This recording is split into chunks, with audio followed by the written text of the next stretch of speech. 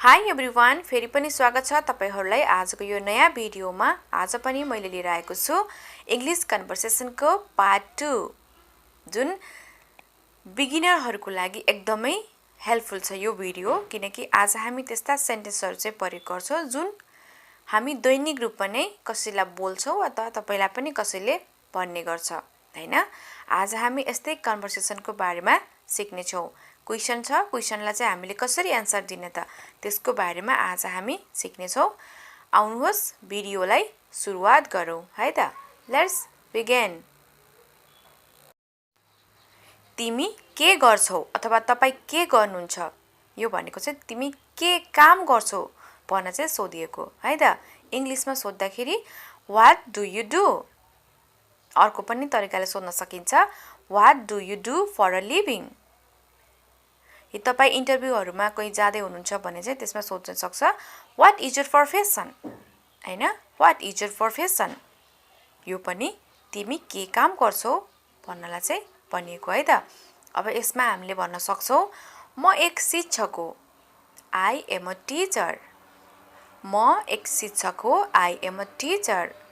म एक इन्जिनियर हो, आई एम एन इन्जिनियर।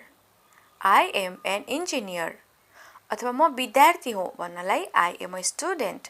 यदि म किसान हो भने चाहिँ आई एम अ फार्मर। हैन? म गृहिणी हो भन्नुहुन्छ भने चाहिँ आई एम अ हाउसवाइफ। तपाईहरुले चाहिँ यसरी नै एन्सर दिन सक्नुहुन्छ है त। यदि तपाईको भान्सामा काम गर्नुहुन्छ गृहिणी हो भने चाहिँ I am a housewife. Okay? अब सोध्नु पर्यो अनि उसले के गर्छ भन्नु पर्यो भने चाहिँ what does he do? What does he do? उसले के गर्छ? What does he do? तपाईले कसैलाई सोध्न सक्नुहुन्छ नि आजभोलि उसले के गर्छ भनेर, हैन? अब त्यसमा रिप्लाई आउन सक्छ अथवा तपाईले पनि भन्न सक्नुहुन्छ, ऊ एक वकिल हो, he is a lawyer. ऊ एक वकिल हो, he is a lawyer.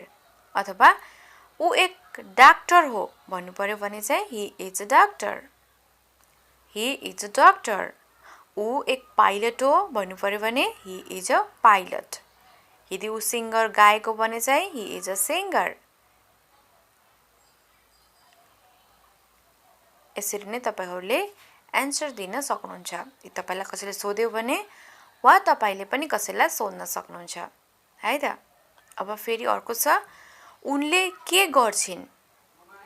What does she do? यो चाहिँ फिमेल को लागि, केटीहरुको लागि चाहिँ सी को प्रयोग गरिन्छ है त। उनले के गर्छिन्? What does she do? यो पनि प्राय सोध्ने गरिन्छ नि, हैन? के काम गर्छिन् भनेर। उनी एक अंग्रेजी शिक्षिका हुन्। She is an English teacher. She is an English teacher. उनी एक अंग्रेजी शिक्षिका हुन्। अथवा उनी एक नर्स हुन्। She is a nurse. She is a nurse. उनी गायिका हुन्। उनी एक गायिका हुन् भन्नलाई she is a singer. She is a singer. उनी गायिका हुन्। She is a singer. उनी एक नर्स हुन्। She is a nurse. अब उनीहरुले के गर्छन् भनेर सोध्दाखेरि चाहिँ what do they do? What do they do? उनीहरु के काम गर्छन् सोध्नु पर्यो, what do they do? तिनीहरु सिपाही हुन्। They are soldiers. तिनीहरु सिपाही हुन्। कसैलाई तपाईले देखेर, हैन? तिनीहरु के गर्छन् भन्दाखेरि चाहिँ तिनीहरु सिपाही हुन् भन्न सक्नुहुन्छ। They are soldiers. अब उनीहरु किसान हो भन्नु पर्यो भने they are farmers. उनीहरु विद्यार्थी हुन्। They are students. They are farmers. उनी किसान हुन्। They are soldiers. तिनीहरु सिपाही हुन्। They are students. तिनीहरु अथवा उनीहरु विद्यार्थी हुन् है त। तपाईले चाहिँ कसैले सोध्यो उनीहरुले के गरिरहेछन् भन्दाखेरि चाहिँ यसरी चाहिँ तपाईहरुले जवाफ दिन सक्नुहुन्छ। ओके? अब अर्को, तपाई कहाँ काम गर्नुहुन्छ? Where do you work? हाम्रो ठाउँको तपाई कहाँ काम गर्नुहुन्छ? Where do you work? म अफिसमा काम गर्छु म कार्यालयमै काम गर्छु भन्नलाई I work in an office. I work in an office. म अफिसमा अथवा म कार्यालयमै काम गर्छु यदि म बैंकमा काम गर्छु भन्नु पर्यो भने I work at a bank. I work at a bank. म पसलमा काम गर्छु कोही पसलमा काम गर्दै हुनुहुन्छ भने भन्न सक्नुहुन्छ I work at a shop. I work at a shop. म पसलमा दुकानमा काम गर्छु हैन I work at a shop.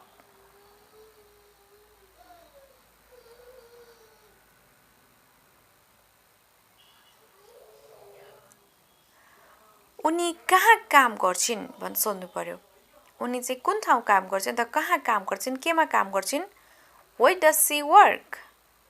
Where does she work? उनी कहाँ काम गर्छिन् उनी अस्पतालमा काम गर्छिन् भनेर जवाफ दिँदाखेरि चाहिँ She works in a hospital.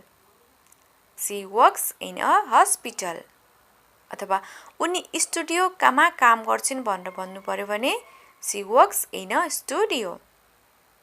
She works in a studio. उनी स्टुडियो भन्नाले चाहिँ तपाईहरुको रेडियो स्टुडियो टिभी स्टुडियो हुन्छ नि यस्तोमा चाहिँ काम गर्छिन् भन्नु पर्यो भने She works in a studio.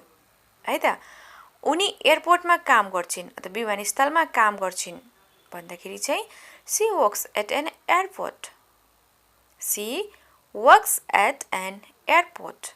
उनी एयरपोर्टमा काम गर्छिन् She works at an airport. ऊ कहाँ काम गर्छ Where does he work? Where does he work? ऊ कहाँ काम गर्छ Where does he work?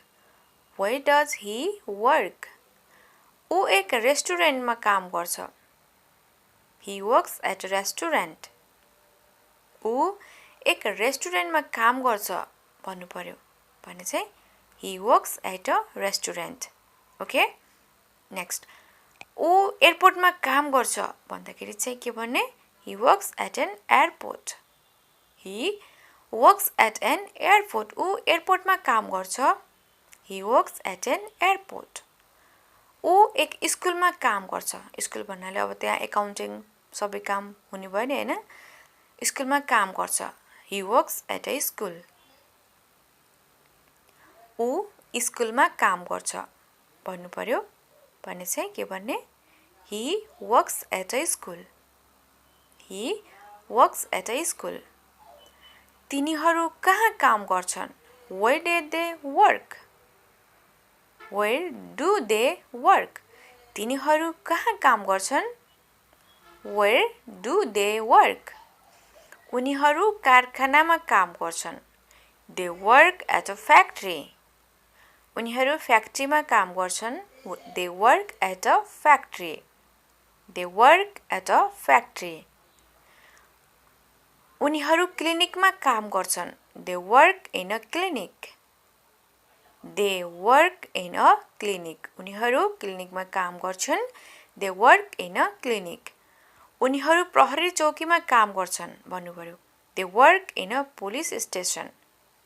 They work in a police station. उनीहरू प्रहरी चौकीमा काम गर्छन् They work in a police station. Okay? Thanks for watching guys. आजको लागि यति नै भिडियोलाई लाइक गर्न नभुल्नु होला र साथीहरुसँग शेयर पनि गर्नु होला है त यदि कोही नयाँ आउनु भएको छ भने च्यानललाई सब्स्क्राइब गर्नु होला